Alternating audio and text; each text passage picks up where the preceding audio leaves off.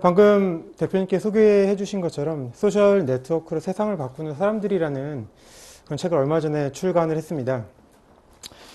사실 뭐 책을 출간한 이유는 여러 가지가 있겠지만 개인적인 관심으로 소셜 네트워크 서비스를 만든 사람들, 뭐 페이스북이 됐든 뭐 트위터가 됐든 최근에 우리가 많이 사용하고 있는 것들을 만든 사람들은 도대체 어떤 사람일까 굉장히 궁금했어요. 궁금한 제 개인적인 호기심을 충족시키려고 자료를 찾고 그걸 또 모으고 정리하다 보니까 되게 아쉽더라고요. 이거 혼자만 알고 있기 참 아쉽고 재미있는 사건들도 많았고 특히 우리가 선망하는 실리콘밸리와 우리나라의 테헤란로는 도대체 무슨 차이가 있길래 그 사람들은 성공할 수가 있고 우리는 성공하지 못하는가 이런 것들이 많이 궁금했습니다. 그런 것들을 모아서 한번 책으로 내게 되었고요. 사실 오늘 여기 오신 분들이 굉장히 열정적인 분들로 알고 있습니다. 사전에 대표님께서 가이드해 주신 웹사이트에도 그동안 만나셨던 저자분들이라든가 같이 이야기를 했던 책들이 좋은 책들이 정말 많더라고요. 저도 나름 책을 많이 읽는다고 생각했는데 여기 오신 분들에 비하면 정말 많이 안 읽고 깊이가 없는 게 아닐까라는 좀 걱정이 앞섰습니다. 나름 오늘 준비를 좀 했고요. 그 준비한 내용들을 가지고 모이신 분들하고 한번 공감의 시간 그리고 1시간에서 1시간 반의 시간이 아쉽지 않게 그런 좋은 정보 교류의 시간이 되었으면 좋겠습니다. 네, 현재 저는 SK텔레콤에서 일을 하고 있습니다. SK텔레콤에서 클라우드 사업 개발팀에서 일을 하고 있고요. 뭐 요새 화두죠, 클라우드가. 클라우드에 대해서 사실 저도 아직은 잘 모르겠는데 뜬구름인지 먹구름인지 하얀구름인지 좀 식별을 하는 그런 일을 하고 있습니다. 이쪽에서 일하기 전에는 이제 개발자 그리고 설계자 이런 쪽으로 일을 많이 했었습니다. 그래서 모바일에 대한 것들이라든가 기업용 소프트웨어들 개발을 많이 했었고요.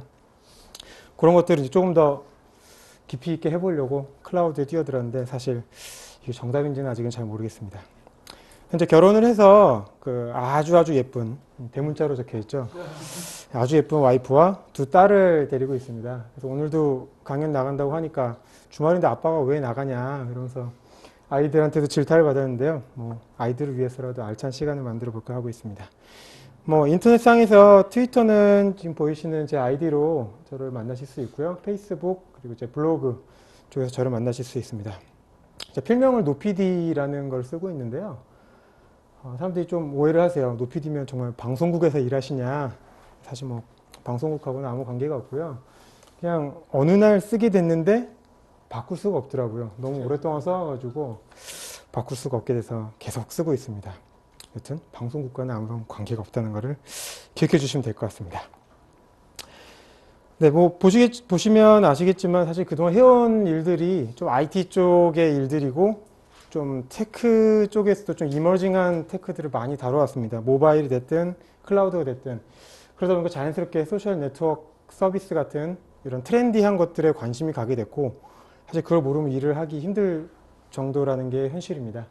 그런 것들을 오늘 한번 여러분들하고 이야기를 나눠보고 또 나중에 마지막 Q&A 시간도 있으니까요. 또 추가적으로 궁금하신 것들을 한번 이야기를 나눠볼 수 있으면 좋겠습니다.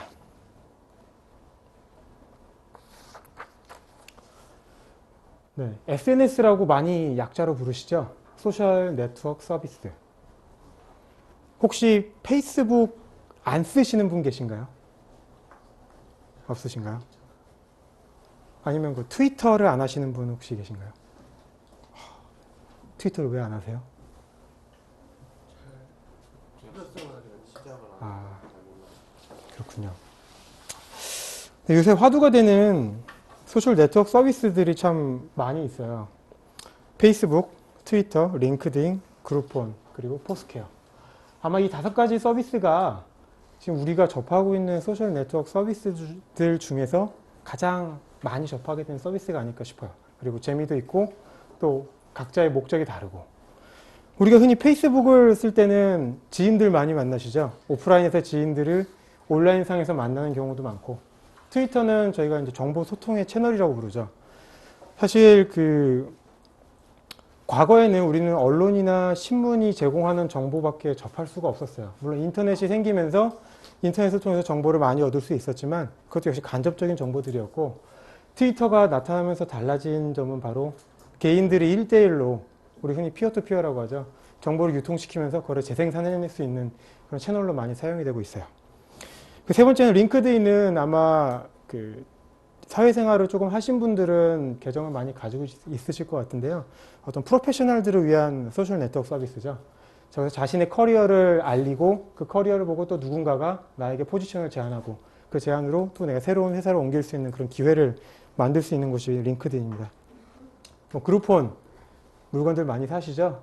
우리나라에서는 사실 그룹폰이 그렇게 시장 마켓쉐어가 크지는 않은데 그 글로벌한 소셜 커머스 시장에서는 여전히 마켓쉐어 1위를 달리고 매출이나 뭐 순익 면에서도 가장 나은 성적을 보여주고 있다고 합니다. 네, 포스퀘어. 포스퀘어 하시는 분 계신가요? 안 계시군요.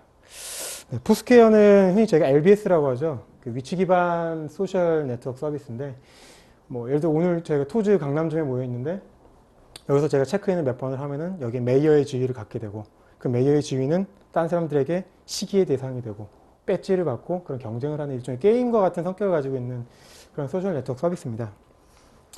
이런 5가지 서비스들을 사실은 제가 책에 담아봤고요. 오늘 이 5가지를 얘기를 다 하기에는 사실 시간도 많지 않고 5가지를 하나하나 듣다 보면 지루해하실 것 같아서 오늘 트위터와 링크드인 2가지에 대해서 이분들이 어떻게 창업을 했고 어떤 시행착오를 거쳐서 성공에 이룰 수 있었는지를 한번 알아보도록 하겠습니다. 우리가 이렇게 부르는 소셜 네트워크 서비스들을 다른 카테고리로 한번 분류를 해보면은 스타트업이라는 단어로 표현을 할 수가 있을 것 같습니다. 스타트업이라는 거는 사실은 우리가 예전 그런 개념으로 얘기하면 그냥 창업을 한 거죠. 개인 사업을 하는 거고 새로운 도전을 하는 건데 최근에 스타트업이라는 멋진 이름이 붙었어요. 사실 저는 별 차이는 없다고 생각을 하고요. 다만 이 사람들이 가진 DNA가 있지 않을까. 그 사람들의 문화가 가진, 그 사람들의 시스템이 가진 그런 무언가가 있지 않을까. 그런 관점에서 오늘 강연을 들어주시면 좋을 것 같습니다.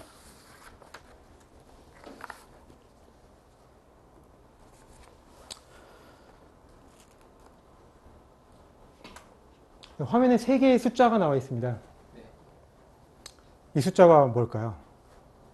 왼쪽 위를 보시면 트위터라고 표시가 되어 있는 거 봐서는 뭔가 트위터와 관계된 숫자인 것 같아요.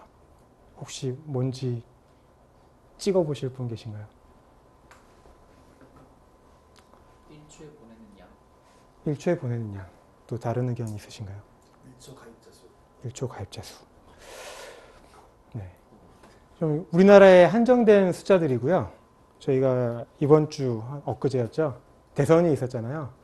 대선 당일, 바로 전날, 그 전날 트위터를 통해서 유통된 투표 동료의 메시지 혹은 리트윗이 몇 개였냐 그거를 어느 조사기관에서 카운트를 한 겁니다.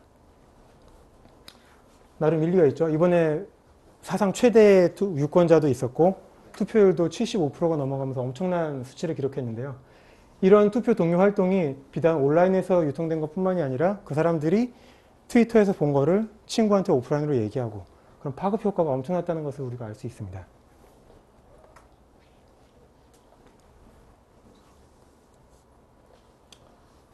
우리나라 대선이 있기 일주일 전이었나요? 미국에서도 대선이 있었어요. 이 트윗을 혹시 보신 분 계세요? 이 트윗은 그 버락 오바마 대통령이 재선에 성공을 하면서 트위터에 남긴 메시지입니다. 4 more years. 딱 3단어였는데 이 트윗은 무려 400만 번 리트윗이 됐습니다. 트윗과 리트윗의 차이는 잘 알고 계실 것 같고요. 트윗은 자신이 메시지를 남기는 거고 리트윗은 그 트위터의 컨셉으로 보자면 자기가 공감하는 메시지 혹은 남에게 알리고 싶은 메시지를 다시 자기의 팔로워들에게 전달하는 그런 개념이죠. 무려 400만 번입니다. 비단 미국에 워낙에 사람이 많고 유권자가 많아서 그런 거 아니냐 그럴 수도 있지만 저도 이걸 리트윗을 했고요. 저 400만 명 중에 한 명이 바로 저입니다. 재밌는 세상이 된 거죠. 미국의 대선 결과 그리고 대선 후보가 남긴 글을 내가 리트윗을 하고 내 주변 사람들에게 또 알릴 수 있고 그분들이 저거 보면서 단어 딱 3개고 영부인과 이렇게 안고 있는 장면인데 왠지 뭉클하죠. 보고 있으면. 네. 지금까지 보신 건 사실 되게 긍정적인 효과들이에요. 근데 실제로 트위터라는 채널이 가진 장점이자 한계가 바로 그런 뭔가 정보가 재생산되고 재전달되는 그런 개념입니다.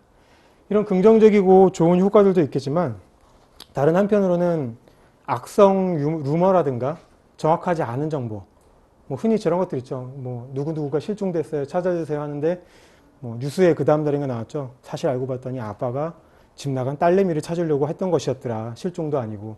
그런 사례도 있었고, 혹은 잘못된 정보들, 그런 것들이 너무 확대 재생산돼서 안 좋은 영향을 주는 경우도 사실 많이 있습니다. 기존의 채널들과 가장 크게 바뀐 거는 단방향으로 일방적으로 전달되던 브로드캐스팅이 개인과 개인이 유니캐스트 형태로 직접 주고받는 그런 형태로 바뀌었다는 점에 있을 것입니다. 그런 것들이 긍정적인 효과도 있고 부정적인 효과도 있겠지만 우리가 그 중동이었나요? 그 자스민 혁명이라고 했죠. 그런 자스민 혁명에서 보였던 것처럼 사실 어느 모든 채널을 누군가가 악의적으로 막더라도 전달할 수 있는 네트워킹만 된다면 전달할 수 있는 그런 채널이 확보됐다는 측면에서는 굉장히 긍정적일 것입니다. 그러면 트위터의 그런 부정적인 정보는 어떻게 소화가 되느냐? 그러면 트위터 안 좋은 거 아니냐? 긍정이 있고 부정이 있는데 부정이 너무 감당하기 힘들 정도라면 안 좋은 거 아니야? 이런 얘기도 많이 하세요. 근데 거꾸로 트위터는 정보의 재생산도 빠르지만 렉티파잉이라고 하죠. 전달되는 정보들이 잘못됐을 때 자발적으로 그 정보를 다시 사람들이 코렉션을 하기 시작합니다. 저 정보 잘못된 거다, 잘못된 거다. 그걸 다시 또 리트윗을 하고 또 누군가에게 전달되고. 이런 태생적인 단점을 흔히 우리가 크라우드 소싱이라고 하는 그런 집단 지성을 통해서 풀어나가는 모습을 우리는 트위터에서 볼 수가 있습니다. 참 대단한 서비스죠, 트위터. 도대체 이거 누가 만들었을까요? 혹시 누가 만들었는지 창업자의 이름을 아시는 분 계신가요?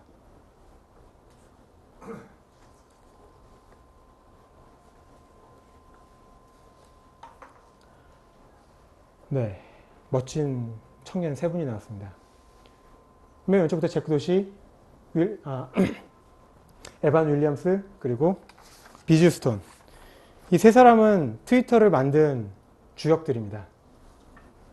사실 이 세 사람은 트위터만 만든 게 아니라 현재도 많은 스타트업들을 만들고 있고 앞으로도 계속 만들 겁니다. 그래서 오늘은 미안하지만 이 양 옆에 있는 두 공동 창업자 빼고 사실 트위터가 오늘날의 트위터가 되기까지 가장 많은 역할을 한 에반 윌리엄스 공동 창업자에 대해서 한번 이야기를 해보려고 합니다. 트위터는 처음 등장했던 것이 2007년입니다. 그렇게 오래되지 않았죠. 올해가 2012년이니까 횟수로 6년째, 만으로는 5년이 채 안 된 서비스입니다.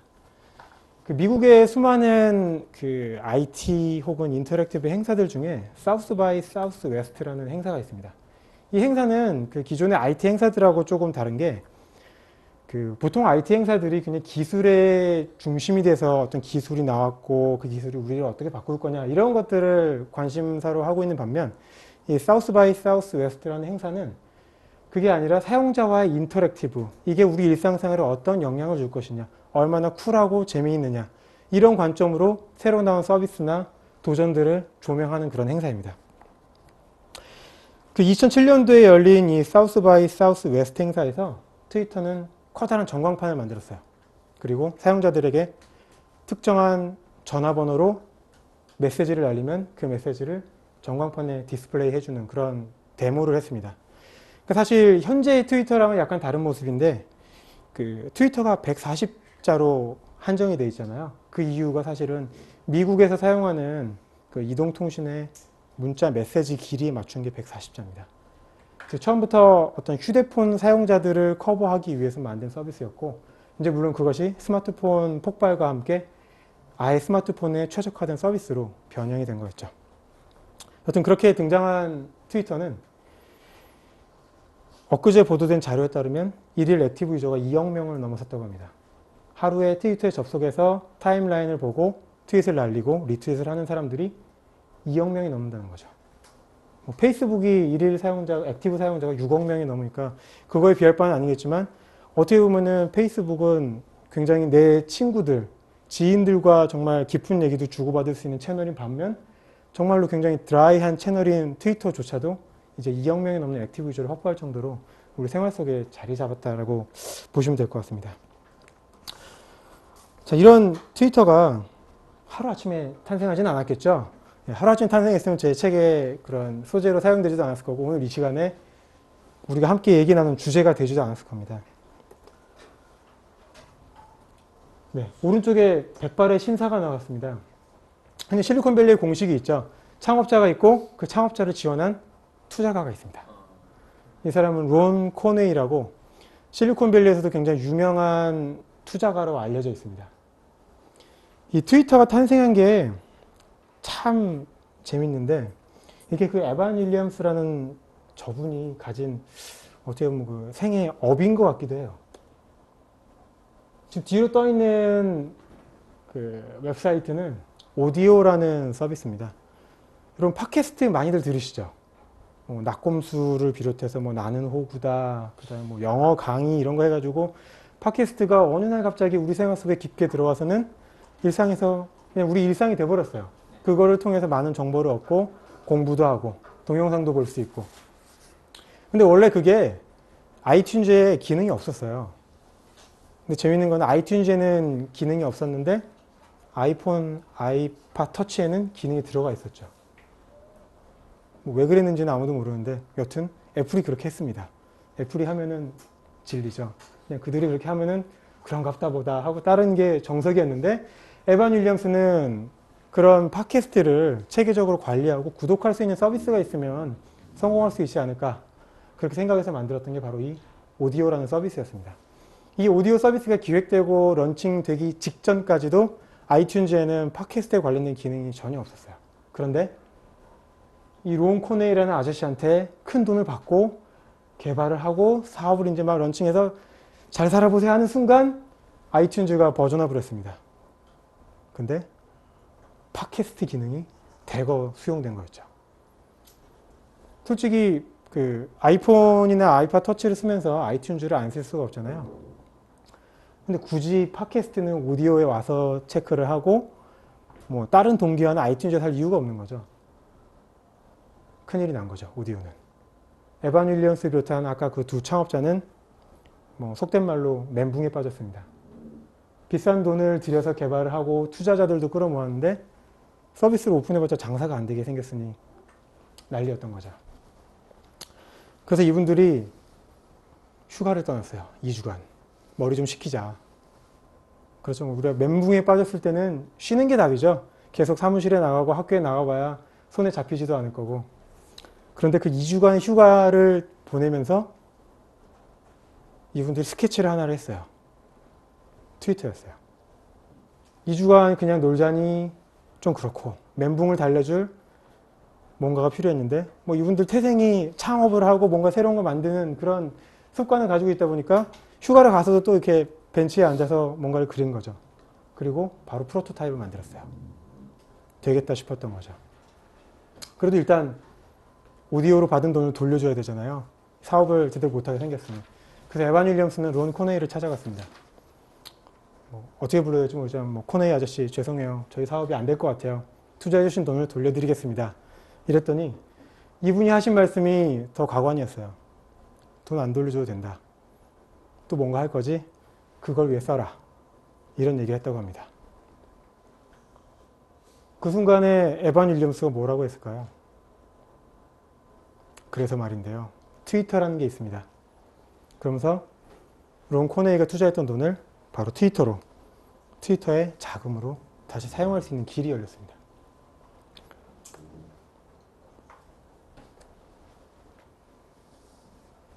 놀라운 일이죠. 분명히 투자자들이 투자를 하는 이유는 사실은 뭐 명확하잖아요. 자기가 정말로 너무 큰 자산을 가지고 있어서 사회에 환원하겠다는 게 아닌 이상 투자를 통해서 그 투자금 이상의 돈을 벌기 위한 것들이 투자자가 투자를 하는 기본 원칙입니다. 하지만 론 코네이는 전혀 예상치 못한 말을 했고 그걸 또 이미 준비되어 있던 에반 윌리엄스는 바로 맞받아칠 수 있었던 거죠. 트위터의 탄생은 이렇게 됐습니다. 원래 하던 일이 잘 안 돼가지고 휴가 가가지고 끄적끄적해서 만들었는데 그게 오늘날의 성공에 이르게 된 것이었죠.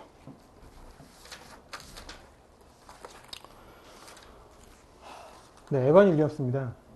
이건 이제 사실 성공한 다음에 어느 그 인터뷰에 나와가지고 이제 좀 거만해졌죠, 자세가. 성공도 했고 뭔가 하나 해냈어요. 그래가지고 찍은 사진이라서 저렇고요. 사실은 되게 힘들었겠죠. 그래서 좀 찾아봤습니다. 도대체 이 사람은 뭘 하던 사람이었을까? 트위터를 만들기 전에, 오디오로 실패를 하기 전에 뭘 했던 사람일까 찾아봤습니다. 오라일리라는 회사 아마 되게 잘 아실 것 같아요. 특히 이제 뭐 IT 쪽 전공을 하신 분들은 저희 동물책이라고 흔히 부르죠. 동물과 식물 표지로 만든 왠지 읽기 싫게 생겼으나 참 내용은 좋은 그런 책을 만드는 회사가 바로 오라일리입니다. 에반 윌리엄스가 사회생활을 시작하면서 처음 가졌던 직업이 바로 저 오라일리 미디어에서 마케터 일을 하는 역할이었습니다. 그 전까지는 그냥 뭐 많은 미국인들이 그렇듯 약간 그 외곽 지역에 살았더라고요. 그래서 부모님들이 하시는 일을 소소하게 도우면서 그냥 그럭저럭 살던 평범한 청년이었는데 오라일리 미디어에서 일을 하기 시작하면서 일생의 전환이 될 수 있는 그런 기회를 잡게 됐습니다. 마케터로 시작을 했지만 오라일리 미디어에서 에반 윌리엄스에게 보장을 해줬던 것은 테크니컬 라이터라는 역할이었습니다. 마케터를 시키고 났더니 이 친구가 좀 잘하는 거죠. 뭔가 글도 잘 쓰고 뭔가 마케팅을 하는 머티리얼을 만들 때 좀 뭔가 색다른 그런 걸 느꼈던 것 같아요. 저희가 흔히 그 파워블로거라고 하는 사람들 게시물을 읽다 보면은 되게 다르잖아요. 그 평범한 블로거들 쓴 거는 왠지 글을 읽다가 이렇게 몰입도 안 되고 무슨 얘기를 하고 싶은 건지 모르겠는 경우가 많은데 소위 파워블로거들, 물론 안 그런 그런 뭐 상업적인 블로거들도 많긴 하지만 많은 파워블로거들의 글을 읽다 보면은 몰입이 돼요. 글이 아무리 길어도 글을 읽다 보면은 글이 무슨 얘기를 하고 싶은지 알겠고 이 사람의 생각을 알 수 있을 정도로 몰입이 됩니다. 아마 에반 윌리엄스도 그런 역량을 회사에 보여줬던 것 같아요. 그래서 회사는 테크니컬 라이터라는 역할을 줬고 그때부터 에반 윌리엄스는 글 쓰는 것과 굉장히 밀접한 그런 길을 걷게 됩니다.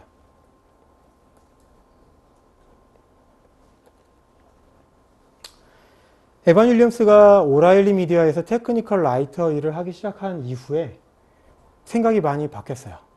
그래서 오라일리 미디어를 나오면서 만든 회사가 바로 파이라랩스라는 회사였습니다.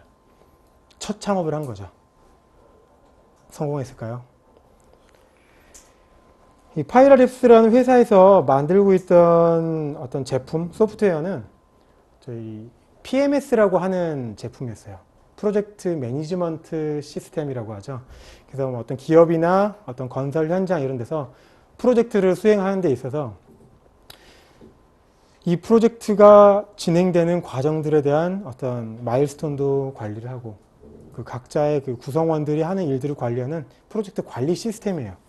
그런 거를 만드는 파이라랩스라는 회사를 만들었는데 재미있었던 게 보통 PMS라고 하면 굉장히 딱딱하거든요. 일정 관리, 진척률을 넘었냐 안 넘었냐, 빨간불 들어오고 경고, 뭐 그래프 나오면서 지금 진척도가 미달이다, 뭐 이런 정보들이 나오는데 되게 재미있었던 게 파이라랩스가 만들던 PMS에는 어떤 의사소통 채널이 굉장히 잘 돼 있었어요. 그 의사소통 채널은 글을 쓰고 글을 통해 서로 피드백을 주고받는 그런 채널이었어요. 그 채널을 결국은 서비스화를 했는데 그게 바로 블로거닷컴이에요. 많이 아시겠지만 블로거닷컴은 나중에 구글에 인수가 됐죠. 구글이 이 블로거닷컴을 인수한 거에는 뭐 많은 설들이 있는데요.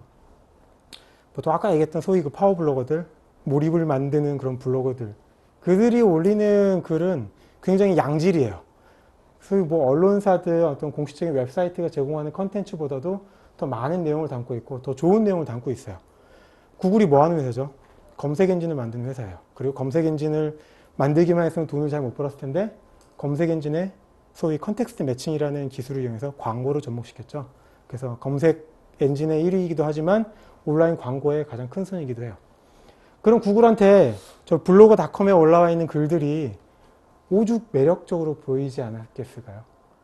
그 글들을 다시 게더링해서 그 안에서 또 정보를 찾고 그걸 다시 자신들의 검색 엔진에 결과로 노출시키고자 하는 그런 의지가 있었던 것이죠.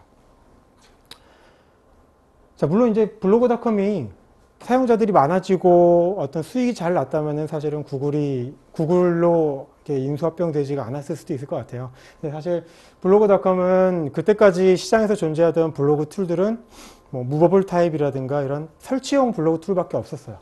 블로그를 한다는 것 자체가 어떤 특정한 사람들의 뭐 소위 개발자 아니면 그 컴퓨터를 굉장히 잘하는 사람들의 전유물이었거든요.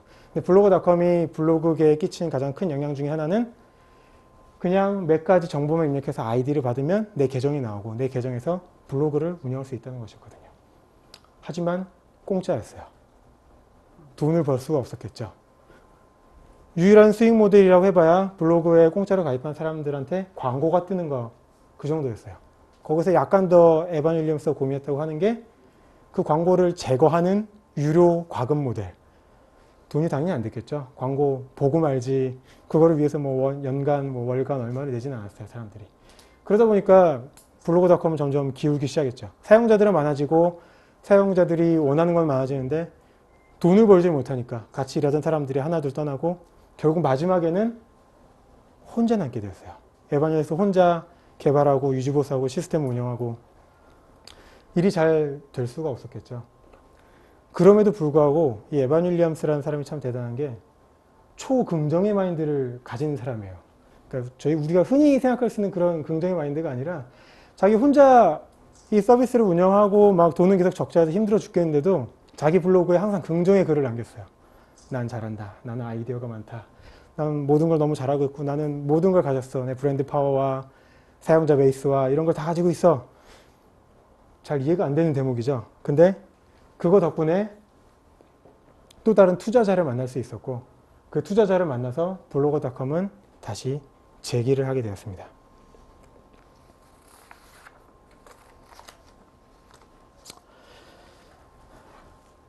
그때 이 블로거닷컴을 살려서 결국은 구글이 굉장히 매력적인 서비스로 느껴지게 했던 투자가가 댄 브리클린이라는 투자가였어요. 이분도 아까 론 코네이만큼은 아니지만 또 굉장한 마인드를 가지고 있는 그런 투자가였습니다. 그분이 가지고 있던 회사가 이제 트렐릭스라는 이름의 투자 회사였는데요. 이 회사는 그 블로거닷컴에 투자를 하기로 결정하면서 자기들이 에반 윌리엄스가 하지 못하는 사업 모델을 만들어주고 어떻게 해야 수익을 만들 수 있는지를 많이 가이드를 했습니다. 그걸 통해서 블로거닷컴의 가치가 올라가고 그게 결국은 구글이 인수를 할 수 있게 만드는 그런 계기가 되었습니다.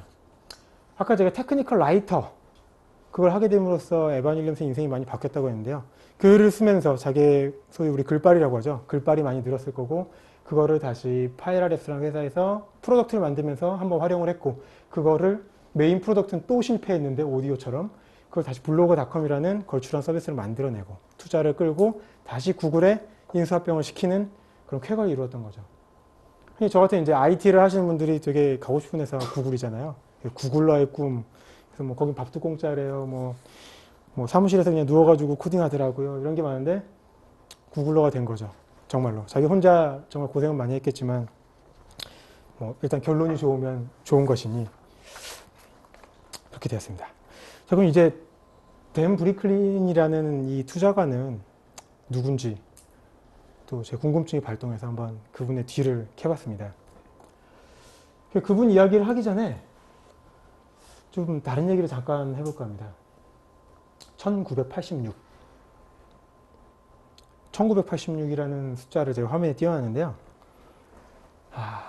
제가 그 컴퓨터를 처음 만져본 게 1986년도였습니다.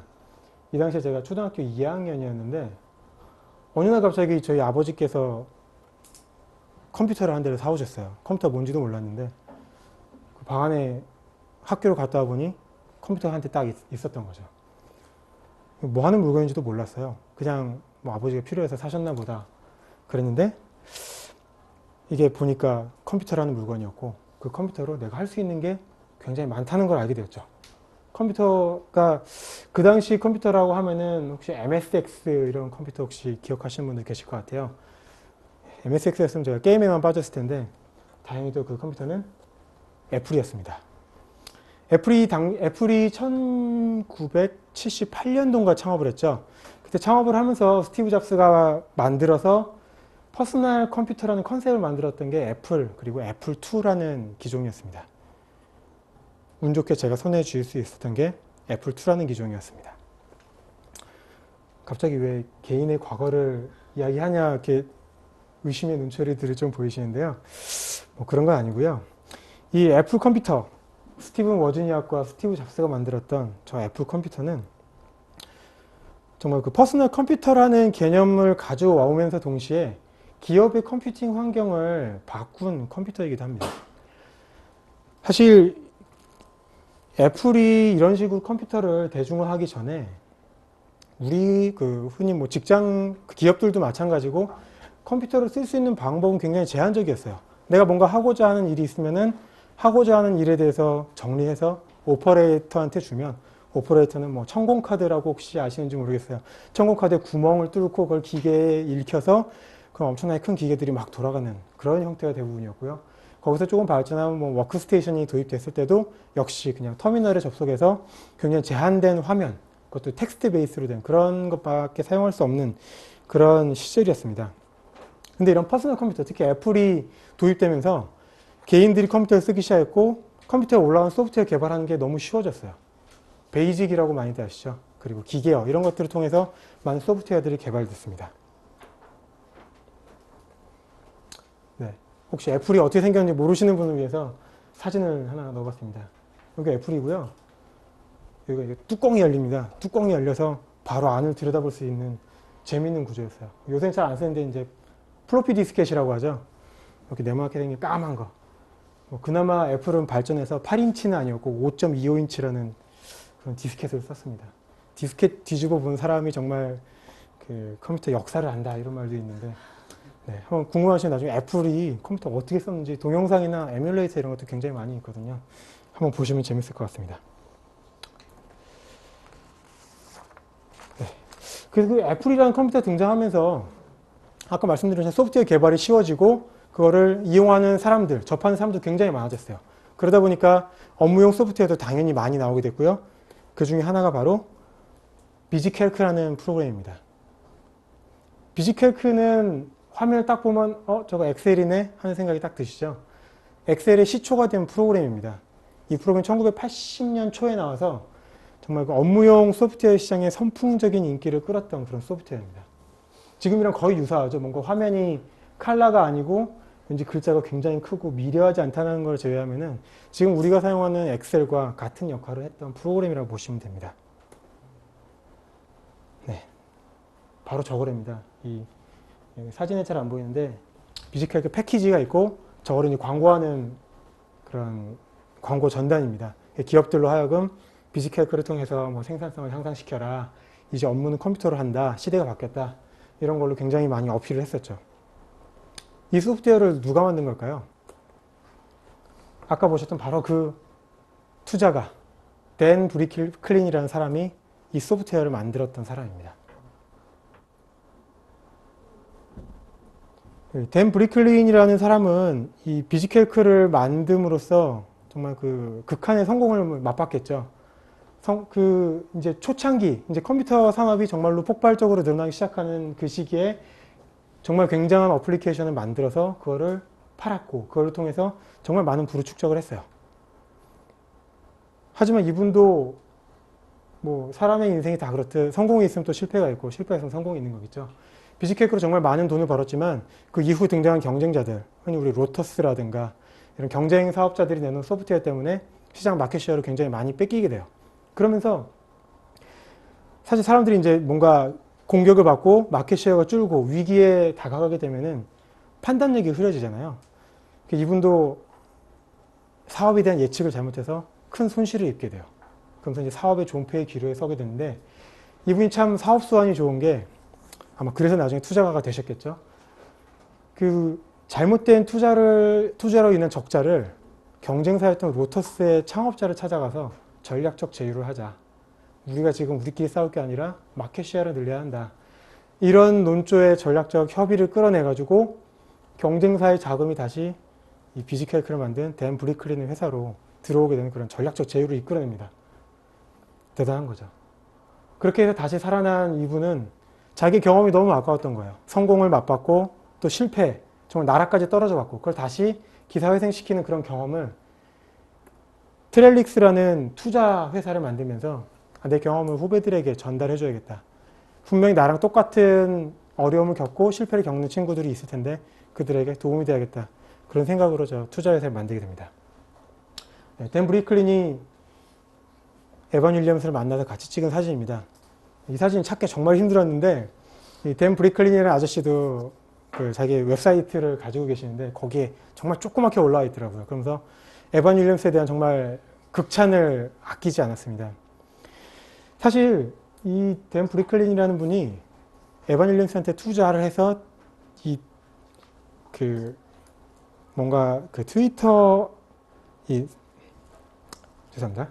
에반 윌리엄스에게 투자를 하게 된 결정적인 계기 중에 하나가 그가 쓴 글 때문이었어요. 아까도 말씀드렸지만 굉장히 긍정적이라고 했잖아요, 이분이.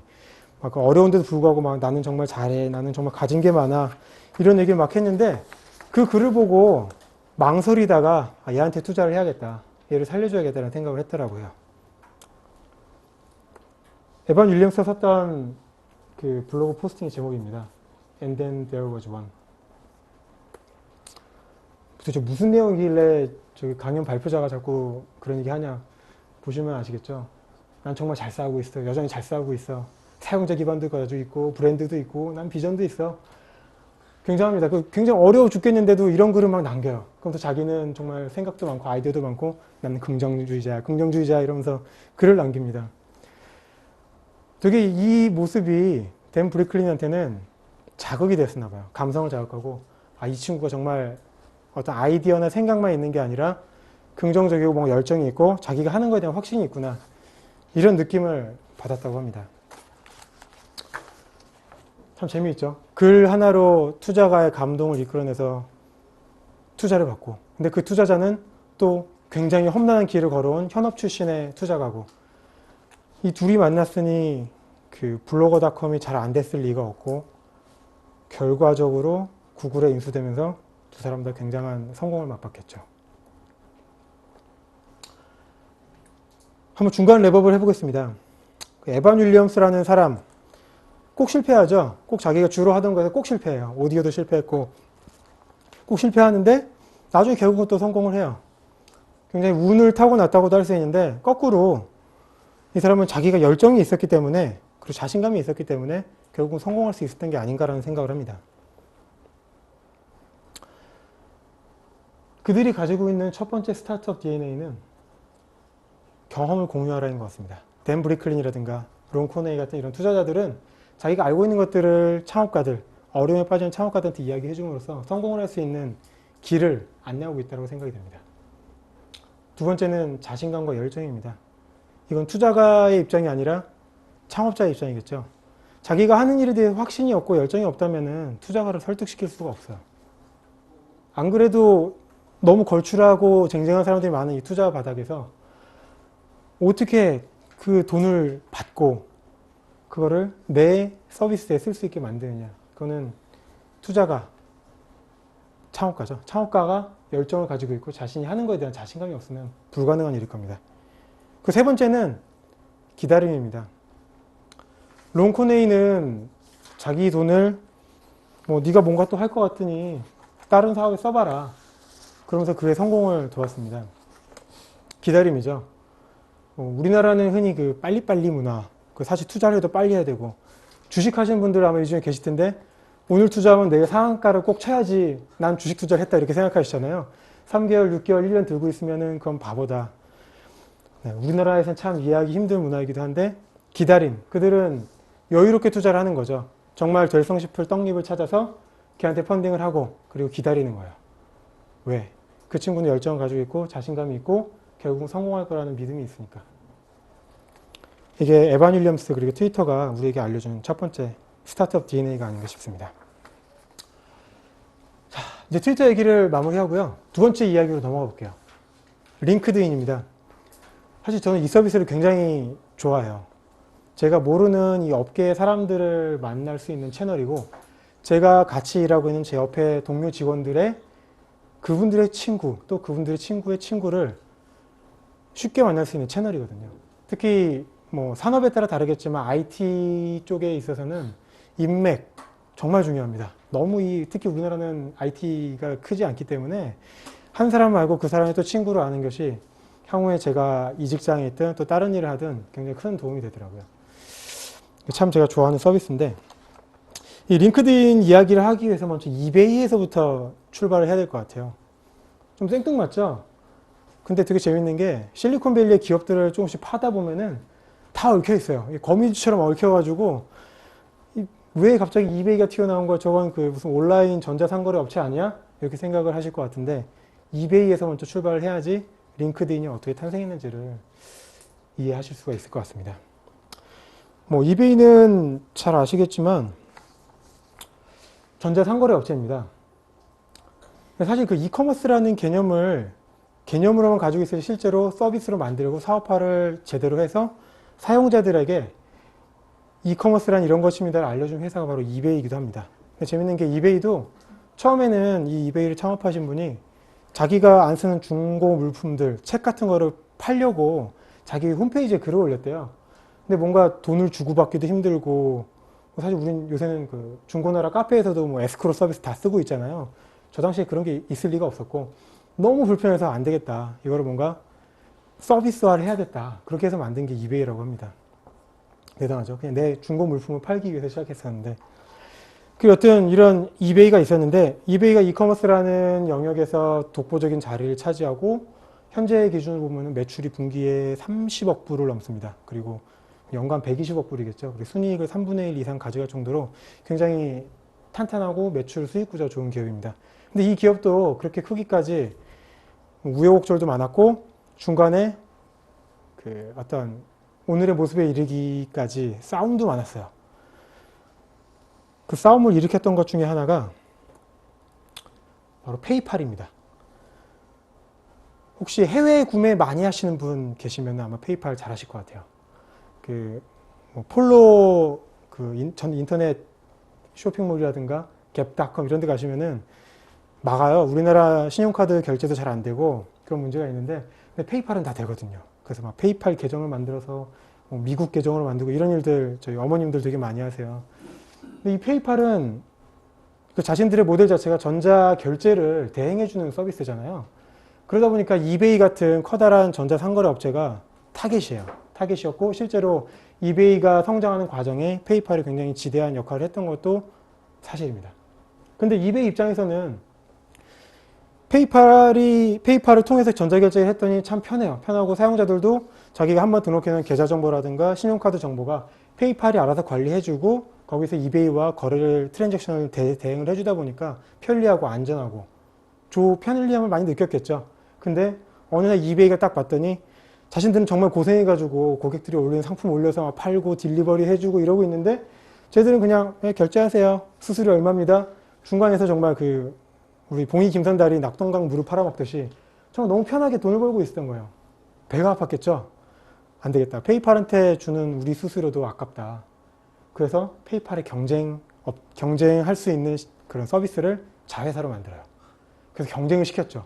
근데 한 3, 4년 경쟁을 했는데 게임이 안 돼요. 왜냐하면 사용자들은 이미 페이팔에 너무 익숙해져 있고 페이팔에 내 개인정보, 계좌정보, 신용카드 정보 올려놨는데 굳이 얘들이 만든 또 다른 제3의 업체한테 그걸 주기도 싫은 거죠. 사용자들이 익숙하고 모두가 익숙한데 바꾸려고 하는 거는 항상 실패합니다. 그래서 결국은 이베이가 두 손을 들었어요. 근데 두 손을 들었는데 어떻게 두 손을 들었을까요? 락인되어 있는 거를 풀려고 전쟁을 시작했는데 결론은 얼마죠? 100만 불, 1000만 불, 10억 불이죠. 15억 불을 내고 페이팔을 사들입니다. 15억 불을 당시 우리나라 돈으로 환산을 하면은 1.7조입니다. 근데 왜 그렇게 샀을까요? 그만한 가치가 있고 자기들의 어떤 중간 레이어에서 수수료를 떼어먹는 그 이상의 무언가를 받겠죠. 1.7조로 페이팔을 사들이면서 페이팔을 만들었던 사람들은 하루아침에 벼락부자가 됩니다. 대충 시나리오가 잡히시죠? 왜 이베이 얘기를 꺼냈고 페이팔 얘기가 나왔는지. 그렇게 벼락부자가 된 사람들을 실리콘밸리에서 부르는 용어가 있습니다. 페이팔 마피아입니다. 사진은 일부러 이렇게 찍은 것 같아요. 이분들이 사실 뭐 개발자 뭐 이런 분들인데 뭐 컨셉이겠죠. 어느 잡지의 이제 표지 사진으로 페이팔의 그 이베이와의 그 정말 빅딜이 성공하면서 하루아침에 벼락부자 됐으니 온 언론의 집중을 받았겠죠. 우리가 흔히 마피아 하면은 뭐가 떠오르시죠? 뭐 로드 투 퍼디션 같은 영화라든가 혹은 우리가 흔히 알고 있는 그 깽 영화에 나오는 마피아를 보면은 항상 그 중절모자 하나 쓰고 그 트렌치 코트를 입고 이만한 총을 들고서 술 팔면서 막 경쟁 조직들을 없애고 뭐 이런 개념이었잖아요. 이분들이 그럴 리가 없겠죠. 그 전자상거래 대행해주고 개발하시고 이런 분들인데, 네. 마피아라 이름 붙인 거는 다 이유가 또 있습니다. 마피아들은 우리가 흔히 일반적인 마피아들은 분명히 그런 뭐 총, 뭐 이런 조직 간의 싸움 이런 이미지가 있지만 분명히 그분들이 만들고 운영했던 지하 경제가 있어요. 그것도 일종의 경제이고 그거를 돌리는 큰 손이기도 했죠. 돈을 많이 가지고 있고 그걸 굴릴 수 있는 조직 그리고 그 관계된 유관자들을 움직일 수 있는 힘을 가지고 있었기 때문에 그 긍정적인 의미에서 마피아를 우리가 생각할 수 있을 것 같아요. 이분들은 바로 그 긍정적인 마피아입니다. 페이팔 마피아라고 불리게 된 그 이유는 뭐 돈방석에 앉은 것도 있었겠지만 그게 그냥 돈방석이 아니었죠. 저 빨간색으로 표시된 저분이 바로 이 페이팔을 만든 피터 시엘이라는 창업자입니다. 그리고 그 옆에 좀 뚱뚱해 보이시는 저분, 좀 이분 옆에 나오셨어야 되는데 이분이 링크드인을 만든 창업주입니다. 링크드인 창업자는 피터 시엘과 대학교 동창이고요. 피터 시엘의 권유로 링크드인 창업자는 이 서비스를 만들고 빅딜을 성사시키는데 합류를 하게 됐었죠. 사실 나머지 분들도 되게 유명하세요. 근데 제가 성함도 잘 모르겠고 오늘 주제에도 안 맞고 해서 일단 찾아보지는 않았고요. 그냥 이 표 하나로 좀 설명을 해볼까요? 저 페이스북 마피아가 아니죠. 페이팔 마피아들의 주요 멤버입니다. 사실 사진에는 한 12분인가 있을 텐데 큰 일을 하셨던 분들만 정리해봤어요. 밑에 보이시죠? 유튜브. 스티브 첸이 만들었죠. 스티브 첸이 만들어서 현재 구글한테 인수되면서 전 세계적으로 동영상 플랫폼으로는 따라올 경쟁자가 없죠. 그 유튜브에 투자하고 거기에 자금을 공급한 것들도 페이팔 마피아들이고요. 링크드인 당연하죠. 피터 시엘, 리드 호프만 같이 만든 회사가 링크드인입니다. 스페이스X라는 회사 혹시 아시는지 모르겠어요. 저가형 로켓을 개발해가지고 우주여행을 대중화하겠다라는 컨셉으로 만들어진 회사고요. 왼쪽에 피터 시엘이 만든 클라리움이라는 회사는 투자 자문 회사입니다. 번 돈으로 또 투자를 하겠다 만든 거죠. 슬라이드라는 서비스, 옐프 이거 외에도 너무 많아요. 이거는 정말로 빙산의 일각 정말 큰 사업의 하나일 뿐이고요. 이름만 들어도 알만한 많은 스타트업과 벤처들이 이 페이팔 마피아들의 자금을 받아서 새로운 서비스를 시장에 안착시키려고 지금 이 순간에도 노력을 하고 있습니다. 자, 그럼 이제 뭐 잘 알겠어요. 페이팔 통해가지고 이 리드 호프만이라는 링크드인 창업자가 중요한 역할을 했고 성공을 맛보았는데 그 전에 도대체 그러면 저 사람은 누군데 어느 날 갑자기 저 피터 시엘이라는 사람하고 만나서 1.7조라는 거액을 만졌을까? 또 찾아봤습니다. 네, 굉장히 옆집 그 형 같죠? 특히 그 미국에서 신문 주스로 딱 골목에 나오면 옆집에서 헬로 하면서 인사할 것 같은 후덕한 이미지입니다. 근데 이분이 굉장히 모범생이고 엘리트예요. 이분이 나오신 학교는 스탠포드와 옥스포드입니다. 스탠포드 대학에서 기호 체계학이라는 학문으로 학사와 석사를 했고요. IT와 관계가 없죠. 옥스포드 대학에서는 무슨 전공을 했을 것 같으세요? 네, 맞습니다. 옥스포드 대학에서는 철학을 전공했습니다. 전혀 IT와 관계가 없으신 분이죠.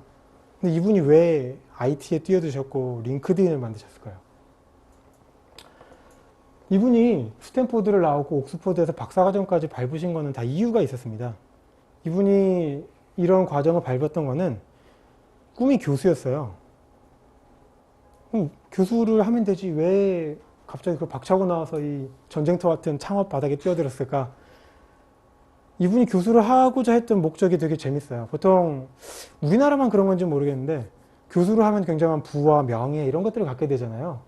그리고 또 안정적인 직업이고 물론 외국에서는 그렇지 않다라는 얘기도 다른 분들이 해주시더라고요. 뭐 정교수 되기도 힘들고. 근데 여튼 그런 걸 생각한 게 아닌가 했는데 이분은 교수를 해가지고 자기의 생각을 누구에게 알리고 그걸로 인해서 사회에 변화를 주고 싶어 했어요.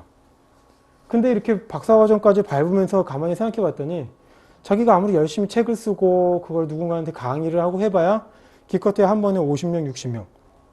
정말 작은 수죠. 자기가 생각하는 어떤 사회적인 파급력은 이만한 거를 생각하고 있는데 교수가 돼가지고는 물론 정말 세계적인 석학이 되면 또 다를 수 있겠지만 역시 그래봐야 굉장히 제한적인 사람들한테 그것도 굉장히 소수한테만 뭔가를 전달할 수 있을 것 같다라는 판단을 했어요. 안 되겠다.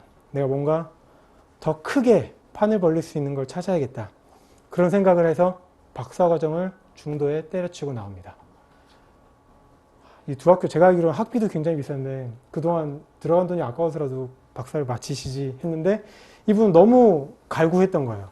내가 하고 싶은 걸 위해서 지금 당장 시작해야겠다.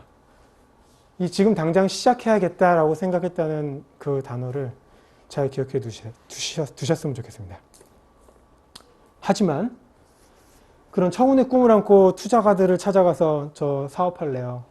굉장한 IT 서비스를 만들고 싶어요 했더니 실리콘밸리의 투자가들이 바보가 아니죠.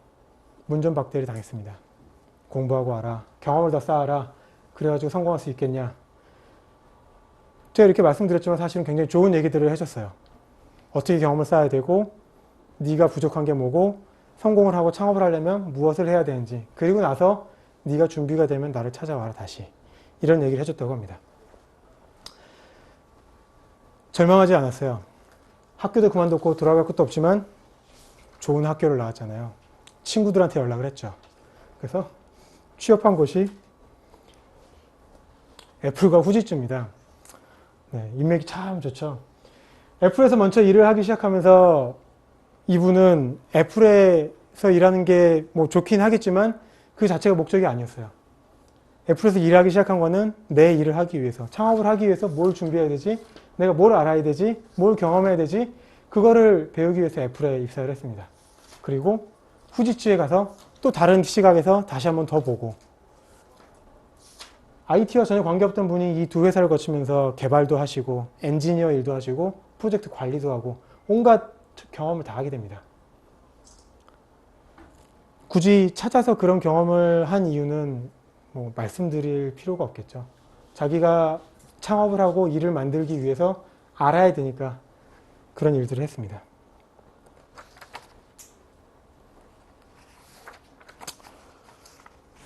네. 그러던 그에게 어느 날 빅뱅이 찾아왔습니다. 웃으시는 거 보니까 이 드라마 보시는군요. 네. 사실 좀 와닿지는 않더라고요, 이 드라마가. 좀 독특한 공대생들의 이야기라서. 어쨌든 빅뱅이 찾아왔는데 네, 일단 빅뱅 시어리는 아닙니다.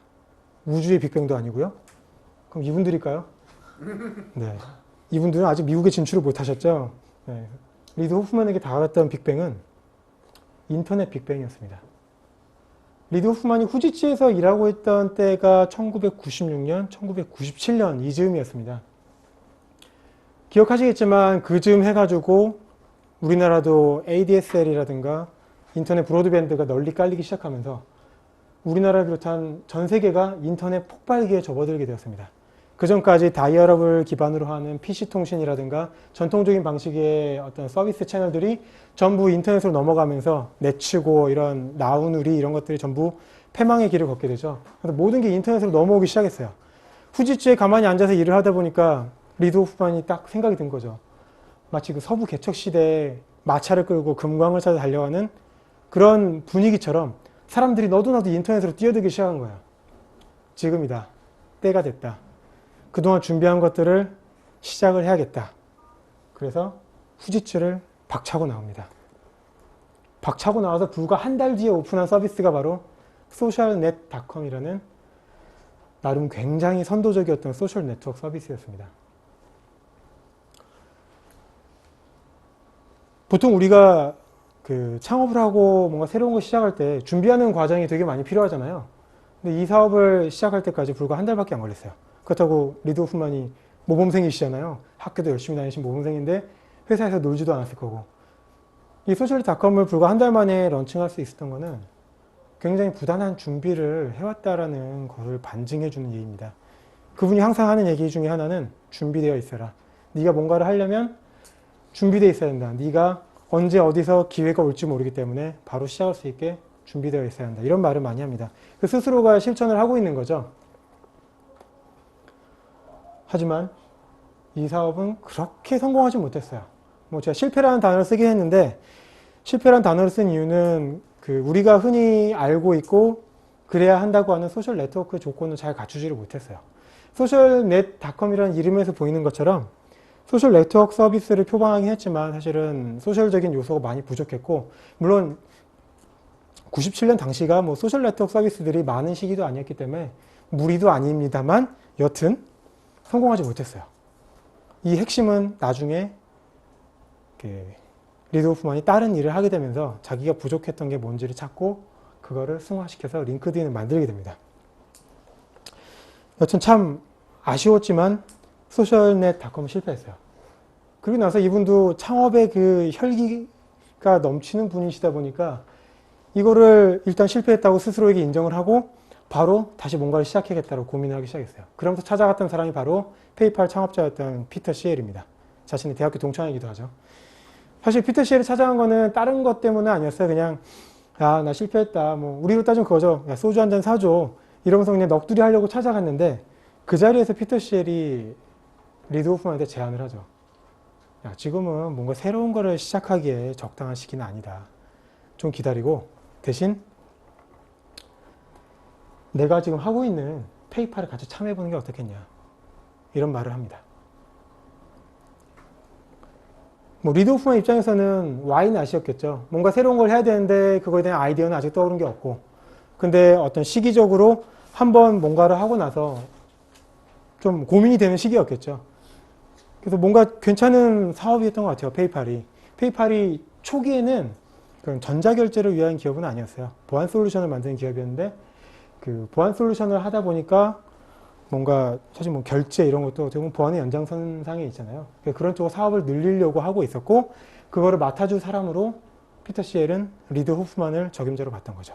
한번 경험이 있고, 그 소셜넷닷컴이라는 서비스가 제공했던 서비스 중에 하나가 프로페셔널을 찾아주는 그런 서비스였거든요.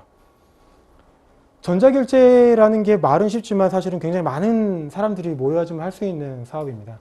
금융 전문가도 있어야 되고, 은행, 혹은 법률, 금융에 관계된 법률 전문가도 있어야 되고, 또 그거를 개발해서 뭔가 소프트웨어 만들고 플러그인을 만드는 그런 사람들도 필요해요.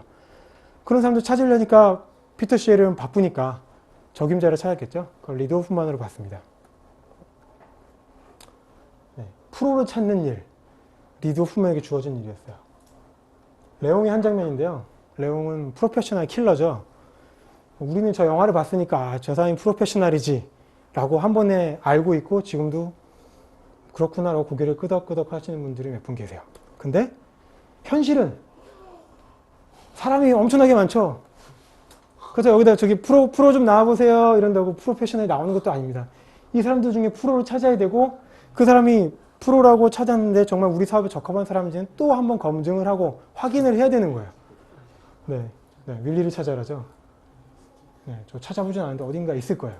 그 정도로 시장에서 전문가를 찾는다는 거는 정말 힘든 일이었어요. 리드 호프만이 그때 깨달았죠. 아, 소셜넷닷컴에서 내가 소셜한 관계, 소셜 네트워킹이라는 걸 너무 쉽게 봤구나. 그거는 단순히 그냥 사람들을 이렇게 뭐 뚜쟁이가 좋은 사람들 연결시켜 주듯이 그냥 연결해 주는 게 아니구나. 그 사람들 둘이 서로가 서로를 알아야 되고 어떤 공통점이 있어서 저 사람하고 내가 커넥션을 만들어야겠다라는 니즈가 생겨야 되는 건데 그런 게 없었다는 걸 깨달은 거죠. 그래서 페이팔에서 아까 보셨던 그 페이팔 마피아의 멤버들도 모으고 그런 과정을 거치면서 이분이 또 창업의 혈기를 누르지 못하고 꿈을 꾸게 됩니다. 그게 바로 링크드인입니다. 링크드인이 제공하는 서비스, 아까 처음에 말씀드렸지만 프로를 찾아주는 서비스죠.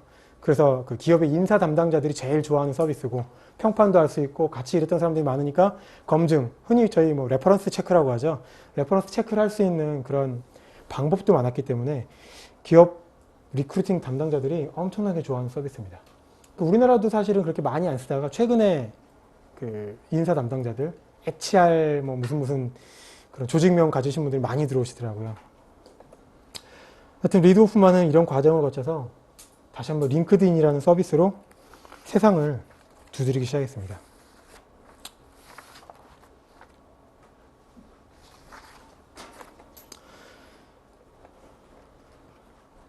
링크드인은 뭐 사실 서비스 자체가 이제 탄생하는 과정에는 큰 어려움은 없었어요. 이미 워낙 많은 시행착오를 겪었고 워낙에 사람 자체가 일단 돈을 쥐었잖아요.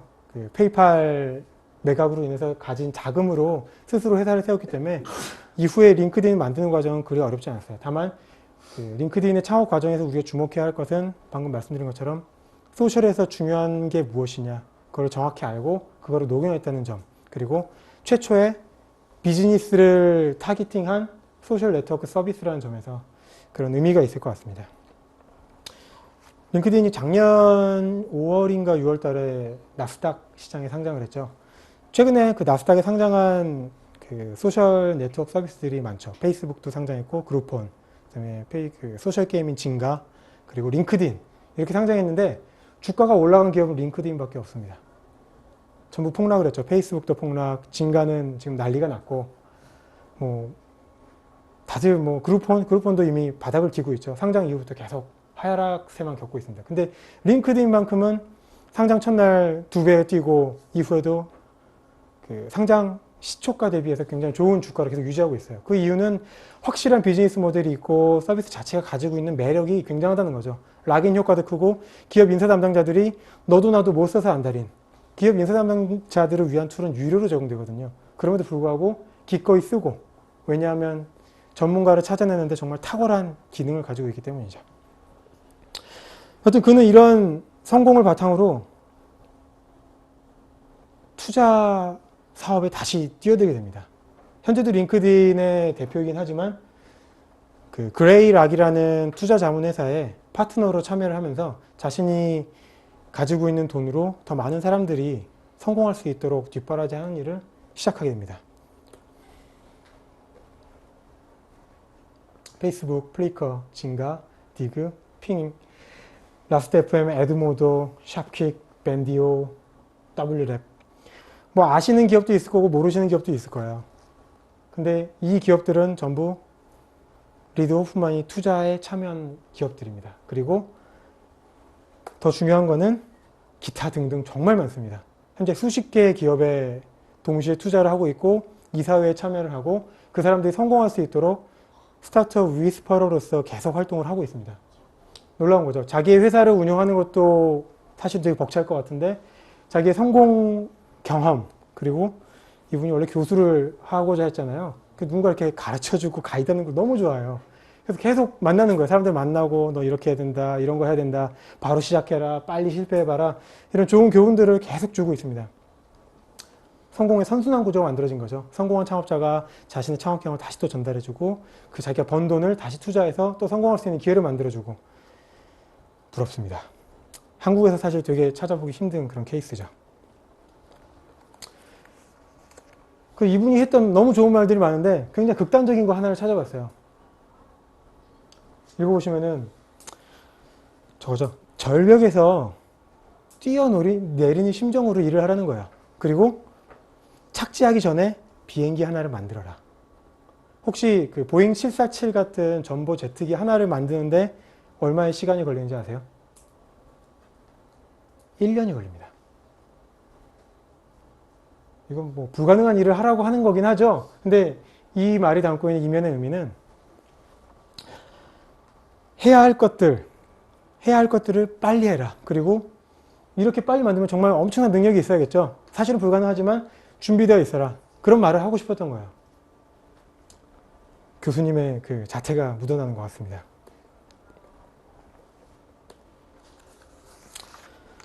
리드 호프만은 인문학도에서 창업가가 되고 창업가에서 투자가로 넘어온, 아까 앞서 봤던 댄 브리클링 같은 케이스인 것 같아요. 그나마 이분이 조금 더 의미가 있는 것은 인문학도로서 자기가 하고 싶은 걸 위해 도전을 했고 결국 성공을 했고 그 성공의 DNA를 누군가에게 전달하고 있다는 거겠죠. 빌 레디, 굉장히 준비를 많이 하시는 분이잖아요. 아마 모범생이셔서 그런 것 같아요. 항상 준비되어 있어야 되고 기회가 찾아왔을 때 그 기회를 놓치지 않아야 됩니다. 두 번째, 이분이 하시던 얘기 중에 하나가 가장 중요한 거를 먼저 해라. 이 말을 하세요. 저 말을 저도 참 듣고 나서 생각을 해보니까 뭐 제가 회사에서 어떤 프로젝트를 수행할 때도 그렇고 제 개인적으로 뭔가를 할 때도 보면은 쉬운 거를 먼저 해요. 왜냐면 쉬운 거를 해놓으면 뭔가 해야 할 일 10개 중에 하나를 했어. 2개를 했어. 이런 성취감이 있잖아요. 근데 이분은 거꾸로였어요. 제일 중요한 걸 먼저 하라고 해요. 근데 이거는 창업가였고 투자가였기 때문에 가능한 얘기였던 것 같아요. 무슨 얘기냐면은 가장 중요한 거를 중요하지 않은 99가지를 끝낸 다음에 실패하게 되면 어떻게 될까요? 결국 중요한 거 그거 하나를 못했기 때문에 99가지 한 건 아무 쓸모가 없게 되는 거예요. 하지만 가장 중요한 거를 먼저 해보면 내가 이 일을 할 수 있는지 없는지, 내가 부족한지 아닌지를 판단할 수가 있겠죠. 그래서 그걸 먼저 하고 나서 나머지 일들을 해라. 쉬운 일들은 언제든 할 수 있는 거고 가장 중요한 일은 네가 그 일을 지금 할 수 있는지를 알기 위한 척도다. 그래서 do very important thing first라는 말을 이분이 하셨습니다. 마지막으로 fast fail입니다. 두 번째랑도 연관이 되는데요. 실패를 할 거면은 빨리 실패해라. 그리고 왜 실패했는지를 보고 다시 도전을 해라. 사실 저는 제 책에서도 이야기하고 있지만 가장 좋아하는 그 실리콘밸리의 스타트업 DNA는 fast fail입니다. 우리나라랑도 일단 되게 잘 맞잖아요. 빨리빨리. 동남아 전역에서 빨리빨리를 못 알아듣는 나라가 없죠. 그 정도 우리 민족은 항상 빨리빨리 뭔가를 빨리 처리하고 빨리 끝내기를 원해요. 실패도 그럼 빨리 해보자 이거죠. 근데 물론 우리나라에는 한 가지 저항이 있죠.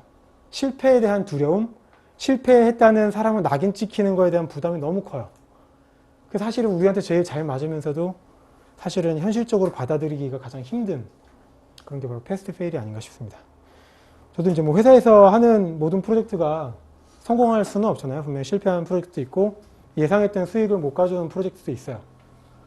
근데 그럼에도 불구하고 어쨌든 꾸역꾸역 프로젝트를 마무리하는 이유는 사실은 저도 이제 실패에 대한 부담 때문이거든요.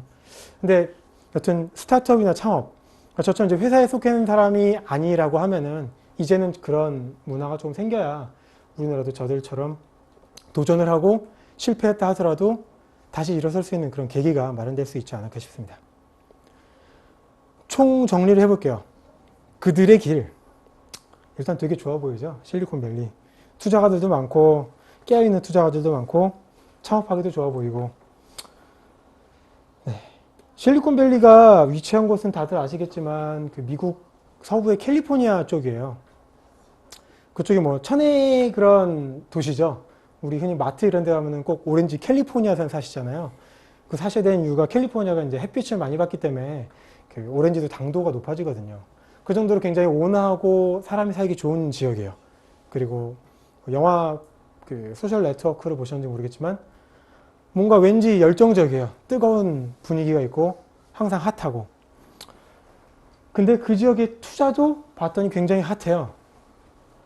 지금 보고 계시는 도표는 벤처 캐피탈이나 엔젤 캐피탈들이 대학교에 투자한 금액의 누적 추이입니다. 2007년부터 2011년까지의 추이인데요. 스탠포드 대학은 실리콘밸리 한가운데 있습니다. 엄청나죠, 투자 금액이. 대학교의 벤처 캐피탈들이나 엔젤 캐피탈이 투자하는 규모가 저 정도입니다. 그들은 항상 대학생들이 뭔가 하고자 했을 때, 뭔가 될 것 같은 새싹을 봤을 때 과감히 투자를 하고 지원을 해줍니다. 실패할 수도 있겠죠. 하지만 담보를 하는 겁니다. 실패할 수 있더라도 도전하는 분위기가 조성되어 있다는 게 우리가 이 차트에서 봐야 하는 중요한 포인트일 것 같습니다.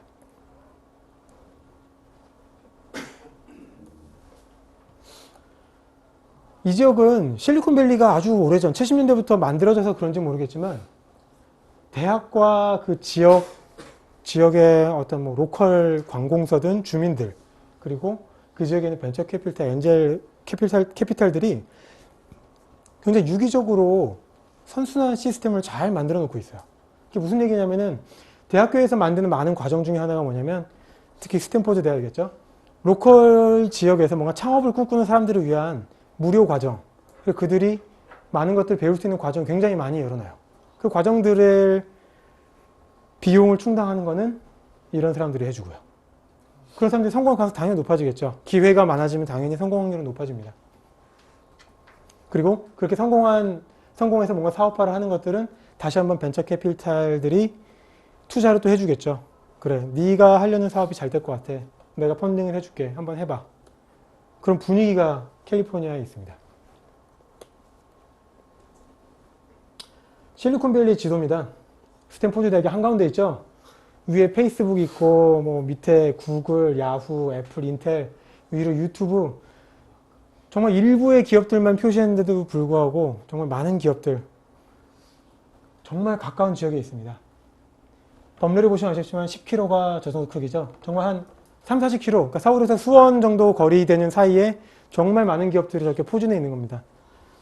뭐 우리 그런 말 하죠. 교육을 잘하려면 강남에 가야 된다. 뭐 이런 말이 있잖아요. 그게 참 맞고도 틀린 게 너무 교육이 치열하다 보니까 실패할 수도 있지만 그 말이 나온 이유 중에 하나는 분위기가 학구열이 있기 때문에 강남에 가야 된다. 뭐 이런 얘기를 하시는 것 같아요. 여기도 마찬가지일 것 같아요.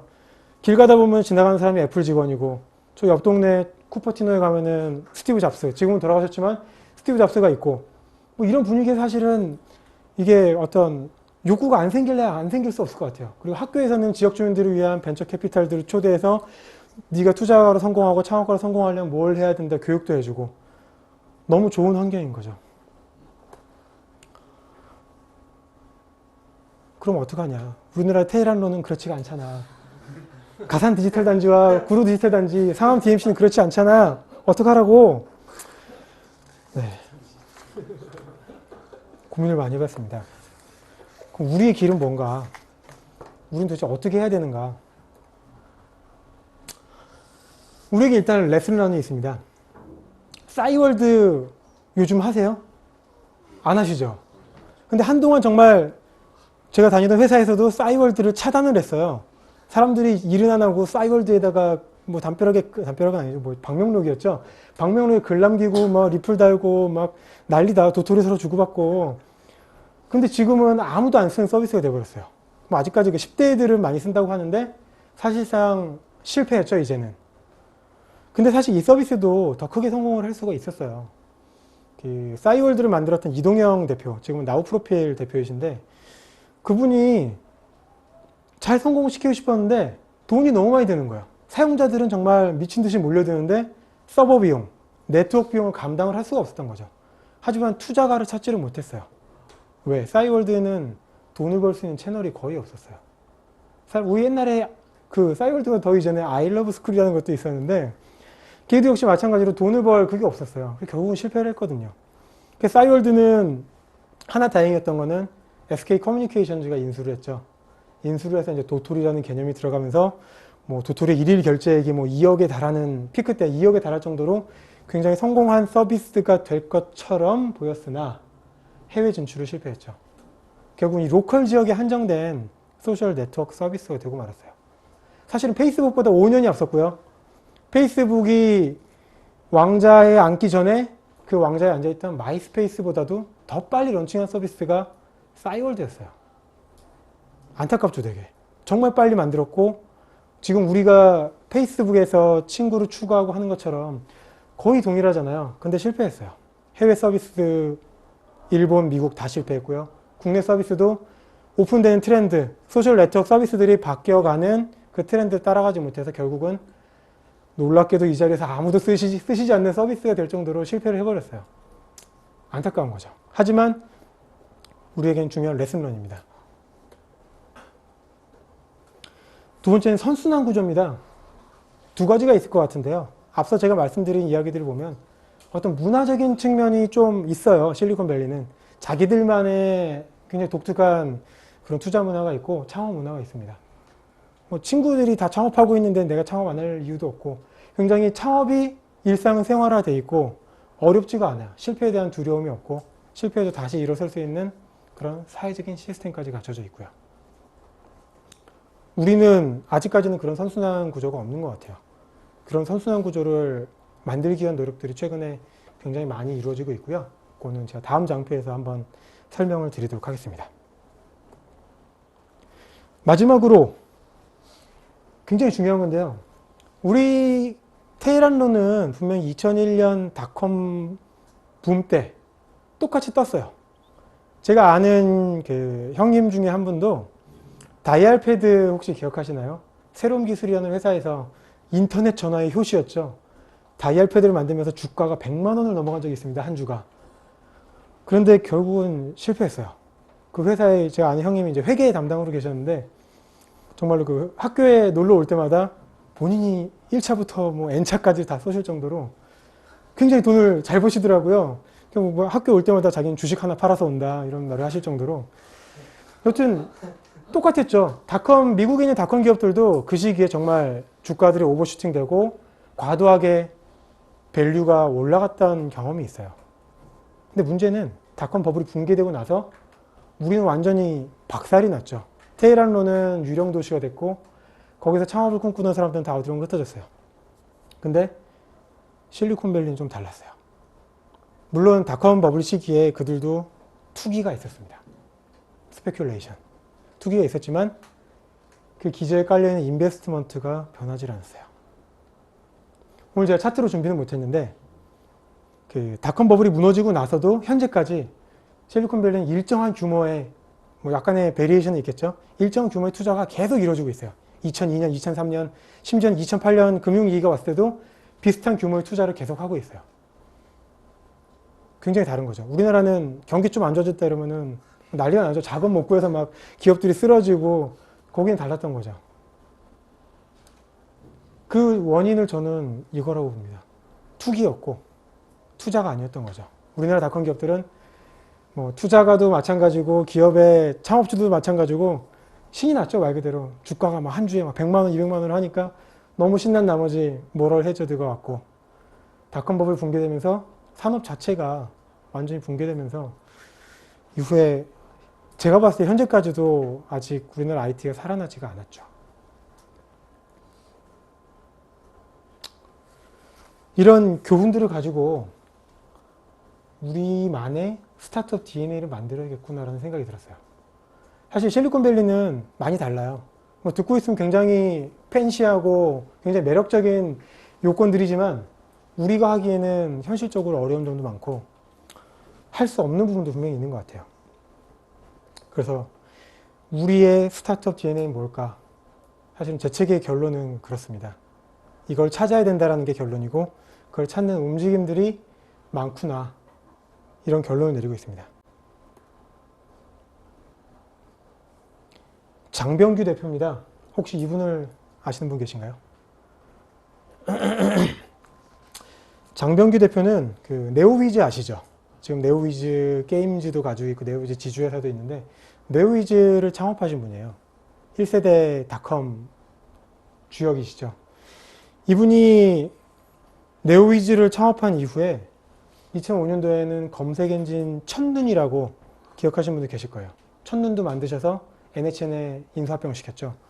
뭐 시장에 항상 소문이 많았어요. 뭐 NHN이 첫눈을 왜 합병하냐 뭐 이런 얘기가 많았는데 너무 비하가 많아서 어느 게 정답이다라고 말씀드리기 힘든데 역시 어쨌든 중요한 거는 한번 경험을 하셨죠. 자기가 만든 기업을 그 다른 기업에 매각을 함으로써 뭐 네오위즈 자체로도 뭐 자금을 많이 얻으셨겠지만 그런 경험을 가지고 본 엔젤스라는 그런 투자 자문회사를 한 2년 전부터 운영하고 계세요. 이 회사는 이제 얼리 스테이지에 있는 그런 스타트업들이나 벤처들을 지원하는 그런 일들을 하고 계세요. 제가 알기로는 가장 오래된 우리나라의 그 벤처 지원 프로그램인 것 같고요. 네, 너무 유명하신 분이죠. 김범수 대표. 지금 폰에 다들 카카오톡 깔려 계시죠? 네, 카카오톡 만드신 분입니다. 카카오톡 만들기 전에 뭐 했냐? NHN 대표이사셨죠? NHN 대표이사 하기 전에 뭐 했냐? 삼성 SDS 한게임 창업주였습니다. 자신의 그런 경험으로 최근까지도 계속 성공을 하고 있는데 올해 여름쯤에 이분이 임지훈이라는 분하고 K큐브 벤처스라는 벤처 투자 자문회사를 만들었어요. 그럼 이분은 누구냐? 굉장히 젊어 보이는데 33입니다. 80년생이고요. 이분은 소프트뱅크 벤처스 코리아라는 그 소프트뱅크의 자회사가 있습니다. 그래서 스타트업을 발굴하고 펀딩을 해주는 회사였는데 이 회사가 이제 이 김범수 대표가 카카오톡을 만들기 위해서 유입의 그 회사를 새로 만들고 서비스를 개발하는 동안 미팅을 했어요. 그래서 투자가 필요하지 않냐. 아니, 나 투자 필요 없어. 투자 자문회사 안 만들래요? 나중에 생각해보자. 그랬다가 올해 여름에 두 분이 만나서 이제 할 시기가 된 것 같다. 라고 터뜨리셨죠. 그 시점이 뭐냐면 김범수 대표가 카카오톡에 게임을 올리기로 이미 결정이 모든 게 끝난 다음이었죠. 플랫폼도 준비가 됐고. 이제 카카오톡은 스스로 돌아갈 수 있는 환경을 만들었기 때문에 자신은 자신의 경험을 새로운 벤처들에게 투자를 하고 싶다. 그들에게 기회를 주고 싶다 해서 두 분이 의기투합해서 만든 게 바로 K큐브 벤처스입니다. 가장 최근에 생긴 그런 일종의 벤처 캐피탈이죠. 그 외에 플랫텀은 스타트업이에요. 근데 스타트업을 위한 스타트업이에요. 스타트업을 지원하는 그런 스타트업이어서 뭐라고 설명해드려야 될지 모르겠는데 본인들도 스타트업이면서 스타트업을 지원하겠다 이러면서 의기투합해서 만든 그런 조직이고요. 이그나이 스파크 이쪽은 이제 스타트업을 엑셀러레이션 하겠다라는 기치로 이제 활발하게 그 벤처들 지원 사업을 하고 있습니다. 그리고 패스트트랙 아시아 티켓몬스터 아시죠? 티켓몬스터의 신현성 대표가 만든 벤처 캐피탈입니다. 여기도 마찬가지로 신 대표가 팀원 만들고 리빙소셜에 매각하면서 많은 돈을 버셨잖아요. 그 돈을 가지고 내 후배들이 더 나은 회사를 만들 수 있게 창업을 지원해보고 싶다 해서 만든 회사입니다. 이 장표에서 제가 말씀드리고 싶은 거는 그들의 선순환 구조까지는 아직 못 갔지만 일단 창업을 경험했고 1세대 인터넷 성공을 맛보았던 분들이 이제 그 열매를 후배들에게 주고 싶어 하는 그런 선순환의 물고 같은 게 아니냐 이런 생각을 하고 있습니다. 물론 이분들은 저보다 사회 경험도 많으시고 저는 뭐 여기서 이렇게 얘기는 하고 있지만 실제로 창업은 안 해봤잖아요. 이분들은 경험도 많고 해본 것도 많아요. 그런 것들이 녹아 있다면은 이 벤처 캐피탈 혹은 투자 자문 회사들이 우리의 스타트업 그리고 새로운 벤처한테 할 일들은 정말 괜찮은 우리만의 색깔이 있는 소위 우리만의 스타트업 DNA를 가지고 투자를 하실 거라고 믿고 있습니다. 네, 오늘 많은 성공 사례에 대한 이야기도 해드렸고요. 교훈도 한번 살펴봤어요. 사실 우리한테 어느 게 맞다 틀리다를 하기 전에 저는 그런 생각을 해요. 이런 자리 혹은 제 책을 쓴 이유이기도 한데 읽고 나고 뭔가 그들의 이야기를 보고 나면은 좀 뭉클한 거 이런 거 없으신가요? 나도 해봐야겠다. 이게 되게 중요한 것 같아요. 모티베이션. 도전할 수 있는 환경 만들어주고 그런 것들을 자극하고 선배 창업가들이 이제 그런 역할을 하기 시작한 것 같고요. 우리나라도 곧 어떤 벤처, 스타트업들이 현재도 정말 많아지고 있잖아요. 더 성공할 수 있는 그런 시대가 열리지 않을까 싶습니다. 네, 제가 오늘 준비한 강의는 여기까지고요. 굉장히 긴 시간이었는데 끝까지 잘 들어주셔서 감사합니다. 이상 마치겠습니다.